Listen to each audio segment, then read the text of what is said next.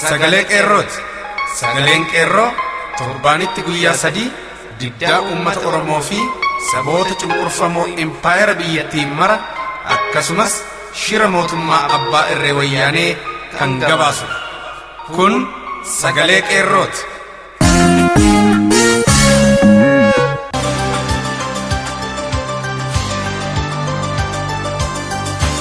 Amajjii 26 bara 2016 akkam jirtu kabajamuuf jaalatamuu dhaggeeffattoota sagalee qeerroo kun qophii keenya kallattiin Oromiyaa irraa isiniif darbuudha. Duraan dursa oduutu isiniif dhiyaata. Itti aansuunis qophii addaa utuu diina keenya wayyaaneen afuura hin baafatin afuura keessaa fuunee sirna awwaalchaa haa xumurru jedhu hirmaataa keenya kan ta'e Jaal Marii Gadaa isiniif dhiyeessa.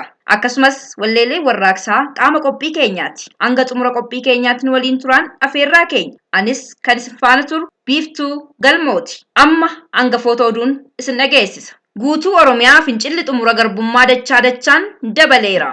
Mootummaan wayyaanii ammoo maraatummaa ishee itti fufteetti. Dhiya Shaggar Ambootti namoonni 6 rasaasa wayyaanii irraa dhukaafameen du'an hedduunis madaa'aniiru. Dhibbootaan kan lakkaa'amanis hidhamaniiru. Kan jedhuuf oduulee biraas qabna. Babal'ina oduuf Jaal Tokkicha murteessa. Ona Wallagga Bahaa waama hagaluutti wayyaaniin barattootaa fi jiraattota hidhuu fi gidirsootti fufte. Yeroo ammaa kana barattoonni 22 mana hidhaa yookaan Karchallee Wallagga Bahaa Jaatoo Naqamteetti yeroo argaman barattoonni 3 fi qonnaan bultoonni 2 humna tikaatiin achi buuteen isaanii dhabamee jiraachuun barameera. Barattoota kanneen hidhaman keessaa Caalaa Bantii Nagarii, Misgaanuu Addunyaa Bantii fi Dassaaleny Eebbisaa yeroo ta'an qonnaan bultoota 2 kan hidhattoota isaanii turan uummataaf aantummaa agarsiiftan maqaa jedhuun hidhannoo hiikkachiisuun erga qabanii kan ukkaamsan ammoo Baatilee Warqinaa Biluu fi Tasfaayee Warqinaa obboleewwan lamaan yeroo ta'an obbo Baatileen umurii ijoollummaa isaaniitti waraana Dargiin hirmaachise irratti qaama hir'uu kan ta'anii fi dhukaasanii qal'aa kan kutan waan ta'eef wayyaaneen uummata duguuguuf karoora waan qabduuf namoota tarkaanfii ishee deebisuu malanii fi hawaasa biratti dhaga'aman dhabamsiisuun uummata shororkeessuuf badii dalagame ta'uu qeerroon addeessee jira. Magaalaan Gimbii da'oo qabsaa'otaa fi of jajjoo qabsaa'otaa kan turte yeroo ammaa kana humna waraanaan halkanii fi guyyaa eegamaa akka jirtu ibsame. Addeessi qeerroo Gimbii akka hubachiisetti magaala Gimbii keessatti badii tokko malee humni waraana uummataatti roorrisuun guyyaa homaan balleessaa tokko malee ilmaan Oromoo jumlaan kan reebanii fi basaastota hedduu magaalittiitti bobbaasuun akka nama gidirsan beekameera. Qeerroon Gimbiis gama isaatiin uummata ofii hiriirsuun xumura fincila garbummaa akka ariifachiisu of jajummaa fi gootummaa isaaniitti boonee waadaa jajjabinaa seeneera jechuun aantummaa isaa mul'isee jira. Oduu biraan Amboo naannoo Waddeessaa jedhamutti waraana wayyaanee fi uummata jidduutti falma ta'een dargaggoonni Oromoo 5 gootummaan wareegamanii uummanni 60 ol ammoo loltoota hedduun qabamanii mana hidhaa Amboo 03 keessatti dararamaa jiru. Falmiin wiirtuu Waddeessaatti mootummaa abbaa irree fi uummata haqa isaaf falmatu gidduutti gaggeeffamaa jiru irratti dargaggoonni Oromoo armaan hedduu madoo fi wareegama kaffalaniiru. Kanneen keessaa dargaggoo Biraanuu Gaaddisaa, Barataa Chuuchee Baqqanaa Bayyansaa, Barataa Hendeessaa Leellisaa Sirrii, Barataa Abarraa Sisaayee Haayilee fi kana malees namoonni 60 ol ta'anis qabamanii waajjira poolisii aanaa Amboo kan magaala Amboo ganda 03tti dararamaa jiru. Kan sababa reebichaatiin miidhaan cimaan irra ga'es wallaansa dhabanii haala yaaddessaa keessa jiraachuu qeerroon bakkichaa gabaase. Oduu wal fakkaatan Baha Wallaggaa waamaa hagalootti maatii Warqinaa Biluu Qawweerraa darara gaddisiisaan ga'aa jiraachuun barame. Darraan suukkanneessaan kan nurra ga'aa ture har'as itti fufuun nu dararuu nu gidirsuutti fuulleffatee kan bobba'e hanga'aan TPLF uummata baadiyyaa keessa gulufuun kaan ajjeesaa kaan hidhuu irratti fuulleffatee kan bobba'e maatii guddaa Warqinaa Biluu Qawwee kaan hidhee kaan adamsaa jiraachuu akkasuma kan hin jirre jira jechuun gidiraan ulfaataan irra ga'aa jiraachuu dubbatu. Maatiin kun Tasfaayee Warqinaa, Baatilee Warqinaa ijoollee isaanii waliin kan gidirfamaa jiran akkasuma Misgaanuu Warqinaa maatii isaanii hedduun hidhamuu ibsi achi dhugoomsa. Bifuma wal fakkaatuun godina Shaggar magaalaa Amboo fi aanawwan Amboo akkasumas naannawaa Amboo jiranitti warraaqsi fincila xumura garbummaa haalaan ulfaachuun uummanni fi qeerroon dargaggoonni Oromoo mootummaa wayyaanee EPRDF yookaan TPLF yookaan OPDO waraana nurratti labsee lafarraa nu fixaa jiru jalatti hin bullu gaaffii mirga abbaa biyyummaa dhiyeeffanneef deebiin nuuf haa kennamu mirgi namummaa fi dimokiraasii nuuf haa kabajamu mootummaan federaalaa fi bulchiinsi magaalaa Finfinnee maaster pilaanii Finfinnee labsiin haquu qaba mootummaan EPRDF yookaan TPLF yookaan OPDO waraana nurratti labsi nurraa kaasuu qaba yoo kaasuu baates wareegama qaalii baasuun ofirraa kaasuuf qophiidha jechuun murtii dhumaa dabarfachuu ibsatanii warraaqsi jabaan itti fufee jiraachuun barameera. Qabxiilee armaan gadii kunis yeroo ammaa kanatti bakka hundatti otuu walirraa hin citiin kan fudhatamuu qabanii fi fudhatamaa jiran ta'uu ibsan. Qonnaan bultoonni, daldaltoonni fi qaamni hawaasaa marti kaffaltii gibiraa mootummaa saamicha irratti bobba'ee jiruu fi yakkamaa kanatti akka hin kaffalle ibsatan. Walga'ii bifa kamiin iyyuu mootummaan abbaa irree waraanaan bulaa jiru kun godhu akka hin hirmaanne murtii fudhatan. Mootummaan wayyaanee atattamaan aangoo gadhiisee yakka ajjeechaa ilmaan Oromoo irratti raawwateef akka itti gaafatamuu qabu, ilmaan Oromoo wareegamaniif itti gaafatamuu qaba, gumaas kaffaluu qaba. Daandiin konkolaataa kan waraanni wayyaanee irra fiiguun qe'ee keenyatti nu darraa jiru daran jabeessuun cufuun falma hadhaawaa jabeessuuf murtii fudhatanii akka jiran, hidhamtoonni siyaasa Oromoo hundi atattamaan akka hiikaman, mootummaan ce'umsaa yeroon akka hundeeffamuu fi mirgoonni namummaa fi dimokiraasii hangannuuf kabajamutti falmachuu irraa duubatti hin deebinu jechuun uummanni Oromoo aanaa Amboo fi naannawaa magaalaa Ambootti argaman murtii ulfaataa fi ijibaachisaa fudhachuutti akka seenan labsataniiru. Haaluma kanaan aanaa Amboo gandoota baadiyyaa fi magaalaa keessatti uummanni kanfaltii gibiraa guutummaan guutuutti dhaabuun mootummaa wayyaanee humnaan dirqisiisuu barbaadu dura dhaabbachuun falma isaa itti fufee jira. Dabballoota gandaa ergamaa wayyaanee sodaatanii galmaan ga'uuf fiigan illee uummanni akeekkachiisuun bakkeewwan muraasatti immoo waajjiraalee gandaa irratti diiguun uummanni tarkaanfii kamiifiyyuu qophaa'aa ta'uu agarsiisee jira. Haaluma kanaan aanaa Amboo gandoota akka Waddeessaa bakka ilmaan Oromoo bara baraan wayyaaneedhaan wareegamtu, Haroo Xiroo, Galaan, Xullee fi Cittuu keessatti uummanni guutummaatti sirna abbaa irree jalatti hin bulu jechuun murtii olitti dabarfatan hojiirra oolfachuu isaanii mirkaneessuun yeroo ammaa ofiin wal bulchaa jiraachuu fi wareegama loltoota wayyaaneen isaan irratti fudhatamaa jiru amajji 20 bara 2016 irraa eegaluun bifa adda ta'een jala dhaabbachaa jiru jedha odeessaan sagalee qeerroo bakkecha.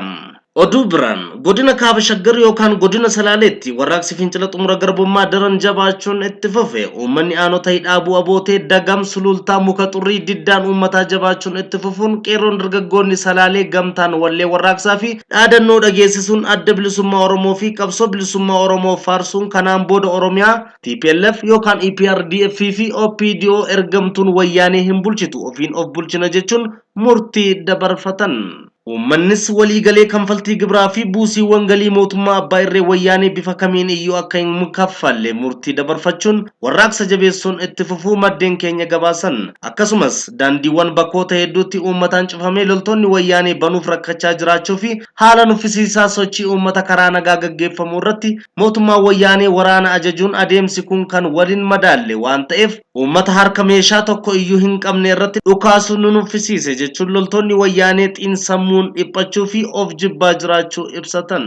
Godina lixa shaggar aanaa Amboo ganda Waddeessaa keessatti fincilli xumura garbummaa uummataan qabsiifamee daran jabaachuun uummanni waraana wayyaanee uummata baadiyyaa gooluuf bobbaafame daandii itti cufuun karaa darbaa dhorkachuun daandii konkolaataa baadiyyaa Amboo irraa gara Waddeessaatti geessu kutuun konkolaataa wayyaanee uummata dararuudhaaf fiigaa jirtu daandii cite keessa buutee gara galuun loltoonni wayyaanee hedduun kan madaa'anii fi loltoonni muraasni lubbuun galaafatamuun ibsamee jira. Loltoonni wayyaanee hedduun madaa'an yeroo hospitaala Amboo kan galan yoo ta'u kanneen lubbuun galaafataman atattamaan wayyaaneen gara Finfinneetti fe'achuun gabaafamee jira. Yeroo ammaa kanatti mootummaa wayyaanee naannicha irraa humna ibsaa fi neetworkii balleessee jiraachuunis ifa ta'eera. Bifuma wal fakkaatuun jiraattonni naannoo Haramayaa muddee 15 bara 2015 fincila diddaa garbummaa bahaniin qofa hedduun hidhaa galanii hanga ammaatti dararaan guddaa irraan gahamaa jiraachuu qeerroon bakkichaa beeksise.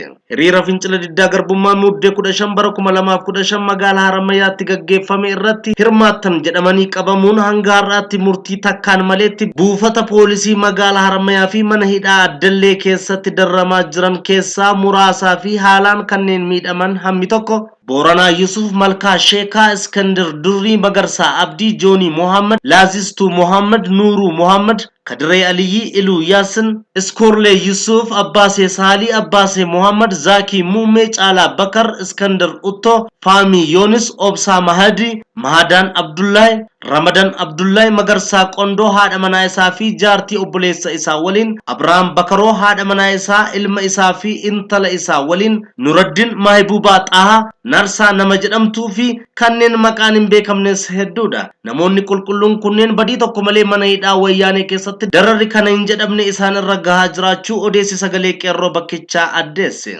Wallagga aanaa Sibuu Sireetti humni waraana diinaa agaaziin namoota miseensa Koongirensii Federaalistii Oromoo ta'an ukkaamse. Miseensonni Koongirensii Federaalistii Oromoo hedduun darara hamaa keessa kan jiran yoo ta'u, badii tokko malee hidhuuf reebuutti fuulleffatee jira. TPLF haaluma kanaan magaalaaf baadiyyaa Siree keessa deemuun ilmaan Oromoo ukkaamsaa jiraachuunis barame. Namoota kanneen keessaa Sisaay Galataa miseensa Konferensii Federaalistii Oromoo kan ta'e yeroo garaagaraa mana hidhaa adda addaatti kan hidhamaa ture har'as achi buuteensaa dhabamee jira. Barsiisaa Qanaasaa miseensa Konferensii Federaalistii Oromoo kan ta'e innis yeroo garaagaraatti reebichi hamaan kan irra ga'aa ture hanga har'aatti ukkaamsamuusaa malee bakki buuteensaa Qireexii bishaan buute ta'eera jedhu. Shibbiruu Kitilaa miseensa Koongirensii Federaalistii Oromoo kan ta'e mana isaa deemuun kan qaban yoo ta'u, Fiqaaduu Asaffaa miseensa Koongirensii Federaalistii Oromoo kan ta'e ukkaanfamee jira. Namoota qaroo hawaasaa kana kan ergamtuu wayyaanee ta'uun hiisisanis saaxilamaniiru. Isaanis Fiqaaduu Yohaannis Addunyaa Aagaa jarreen kun jala deemtota diinaa ta'uun hiisisuuf ajjeesuuf illee akka jiran ibsa gabaasi achi. Dhuma irratti guutummaan Wallagga Bahaa humna waraana TPLF'n sakatta'amaa jira. Baadiyyaa fi magaala irraas qeerroo ukkaamsaa jira.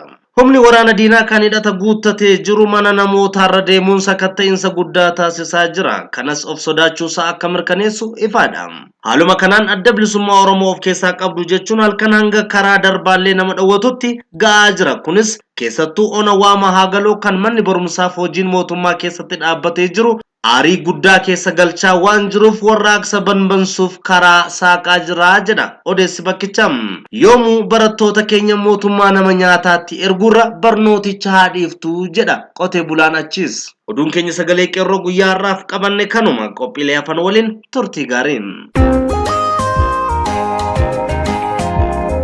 Utuu diinni keenya wayyaaneen afuura hin fudhatin afuura keessaa baasnee sirna awwaalchaa haa xumurruuf. Akkuma beekamu uummati Oromoo jaarraa tokko oliif harqoota gabrummaa jalatti kufuun gaaddisa gadaa tokko jalaa bahuun eenyummaasaa, aadaa, seenaa fi afaan isaa mulqamuun jiraachuuf dirqamu illee fincila sirna gabroonfataa irratti godhu addaan kutee hin beeku. Dheengadda gootonni akka Leenjisoo Diigaa, Geendaa Buushaan, Fatansaa Eluu, Taaddasaa Birruu, Waaqoo Guutuu, Dhugumaa Limmuu, Abdiisaa Aagaa, Abbichuu Balaayee Zallaqaa Aayyoo Galgal Qilxuu, Elemoo Qilxuu, Jaarraa Abbaa Gadaa, Luba Guddinaa Tumsaa, Baaroo Tumsaa fi gootonni maqaan dhaame hin dhumne kun diina keessaa fi alaa dhufe xaaliyaanota dabalatee yeroo itti Oromoon jilbeenfateef hin jiru. Impaayera Abbaa Irree sirna gabroonfattootaa kana keessatti hanga har'aattuu ummati bal'aan walakkaa ol ta'e ummati Oromoo ija geggeessitoota Abiisiniyaa keessatti akka sabaatti hin ilaalamne. Mootonni Abiisiniyaa aangoo dhaalmaan walitti dabarsuu malee afaan qawweetiin taayitaa walitti kennuu malee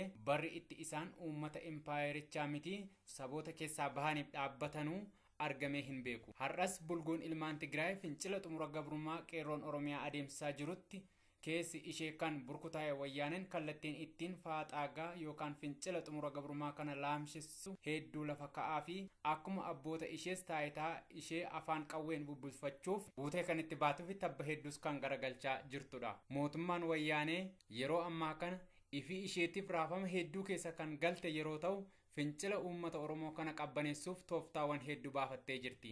Saboota impaayera Itoophiyaa walii qabaatti cunqursuun maqaa misoomaatiin itti ololuun umurii isaanii dheereffachuuf miidiyaa harkaa qabaniin illee utuu hin hafin shira hedduu qopheessuun tooftaa isaan hin taphanne hin jiru.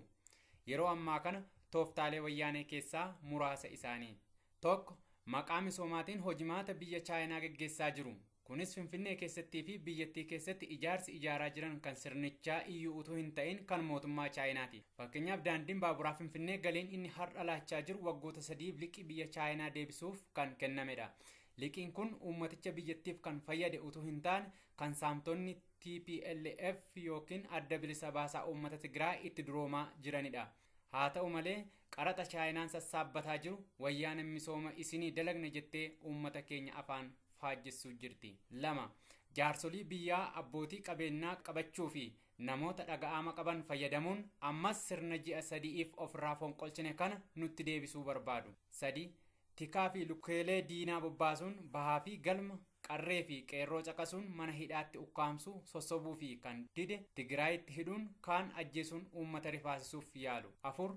Yeroo ammaa kana fincila uummata Oromoo sodaachuun uummati Oromoo yoo bilisummaa mataa ifii gonfatu akka isa miidhu fakkeessanii olola facaasuu akkasumas qabsoo sabaa kallattii jijjiiruuf jecha sabaa fi saboota walitti buusuu fakkeenyaaf tarkaanfii maqaa mootummaa Somaaleetiin Harargee dhiyaatti fudhatame liyyuu poolisiidhaan kan uummata Somaalee ibsu utuu hin taane ilaalcha qabsoo uummata Oromoo walitti bu'iinsa Somaaleetiin walitti hidhuufi. 5. Manneen jireenya dhuunfaa sakatta'uun meeshaalee waraanaa adamsuu. 6. Namoota qaroo fi haxxummaa saamtummaa fi diinummaa wayyaanee addaan baasanii beekan caqasuu namatti ramaduun bahaa gala isaanii akka uummata isaaniitiin yaada walii hin qoodne tiksuu.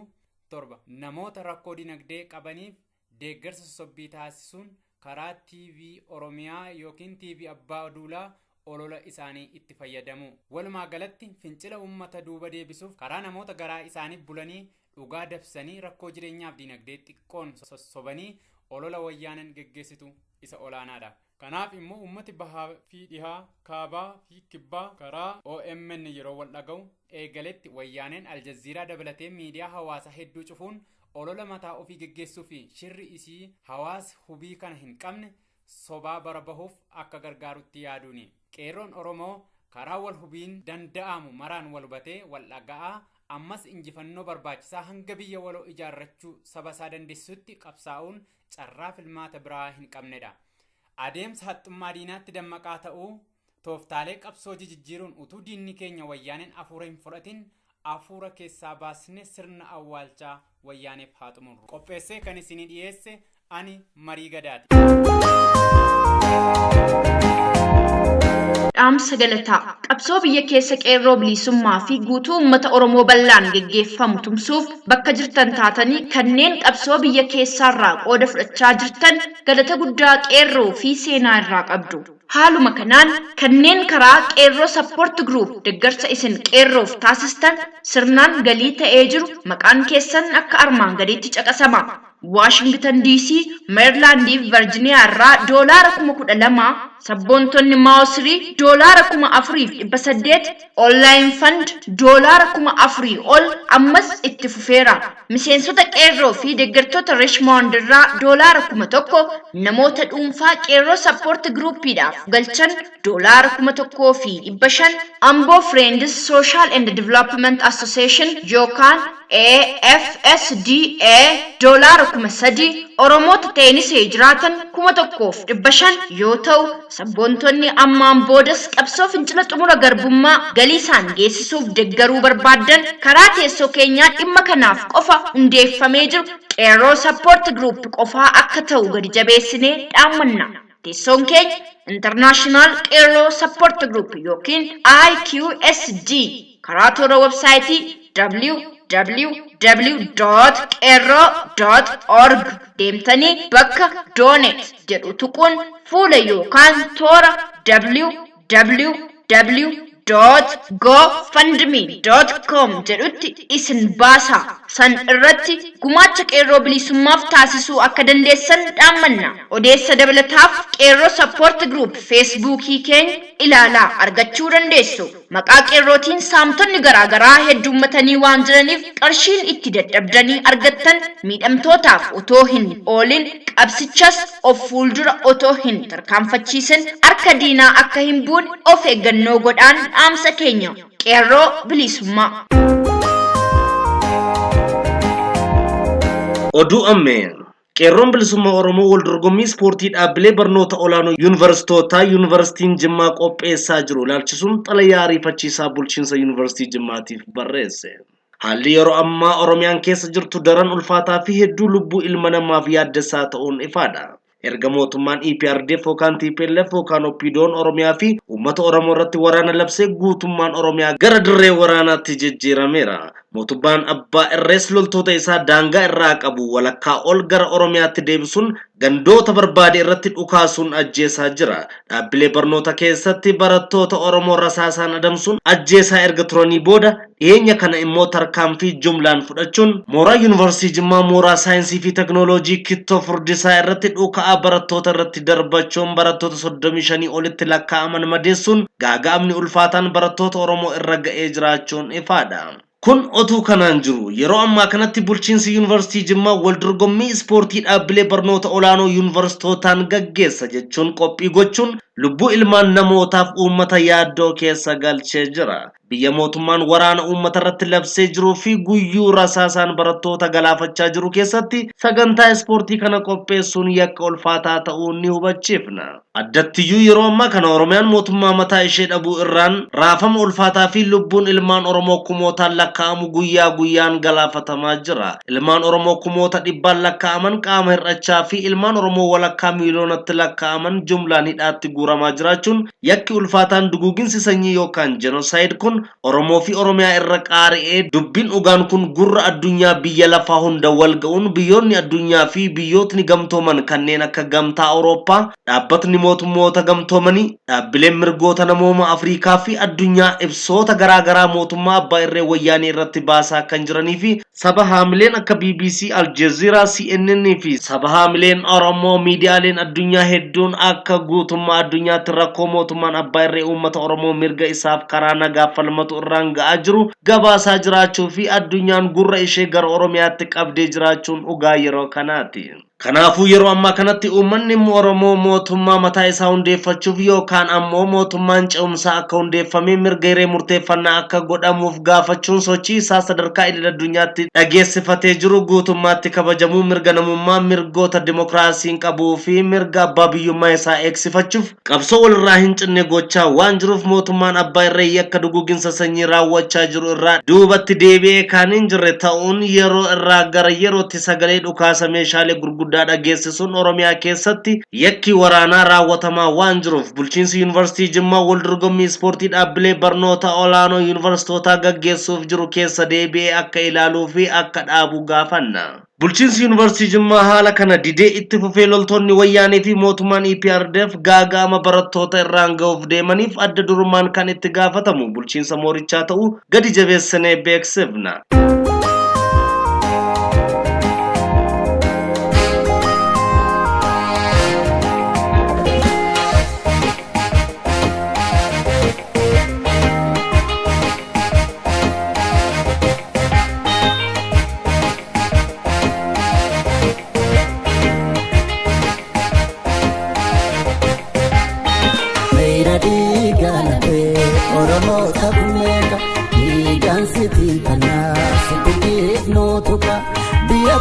Oromia auki wala guma kopa wayo bilu si waregama kopa wayo bilu si waregama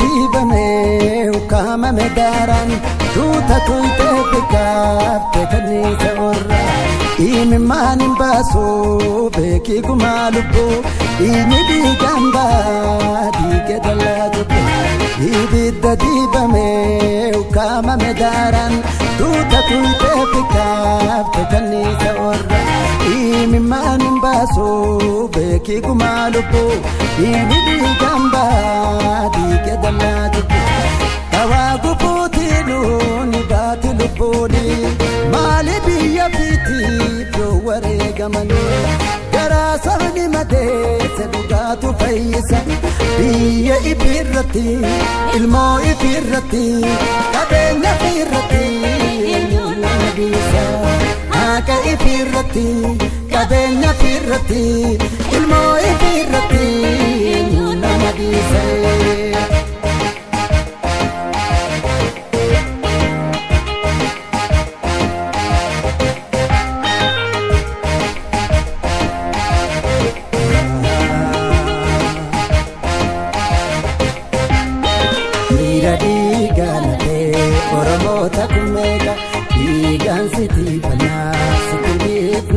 dhugaa biyya Oromiyaa abdii walabummaa qophaa'e yoomiyyuu siif wareegamaa qophaa'e yoomiyyuu siif wareegamaa.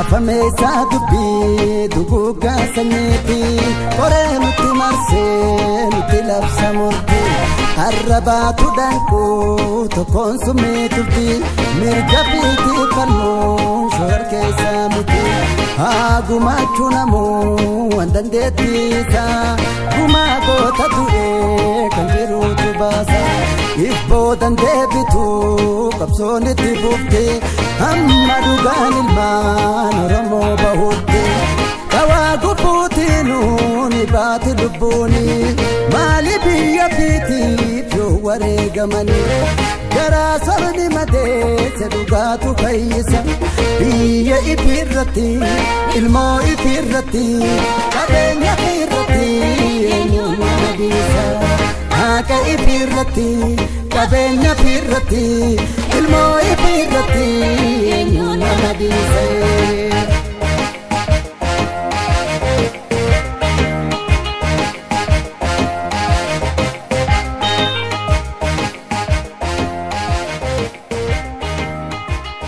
Egaa dhaggeeffattoota keenyaa qophiin har'aaf qabannee dhiyaanne kanumaan xumurame waan nu dhaggeeffattaniif galatni keenya guddaadha. Qophii itti aanu hanga wal agarru nagaan nuuf turaa. Injifannoo uummata Oromoof gadaan gadaa bilisummaati.